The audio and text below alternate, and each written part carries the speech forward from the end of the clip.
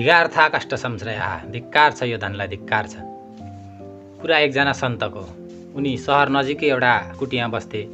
उनलाई सहरका मानिसहरूले चाहिँ लत्ता कपडा, उनको दैनिक गुजाराको लागि लत्ता कपडा दिने क्रममा उनीसँग धेरै लत्ता कपडा पैसा दिँदै गर्दाखेरि उनीसँग धन सम्पत्ति धेरै भएछ। अनि सम्पत्तिको रक्षा गर्ने त अरू कोही थिएन, आफै रक्षा गर्नु पर्थ्यो।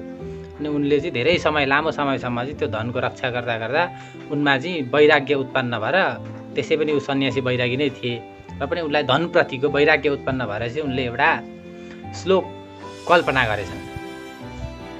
अर्थानाम आर्जने दुःखम आर्जितानां च रक्षणे आये दुःखम व्यये दुःखम धिगार्था कष्ट संशय।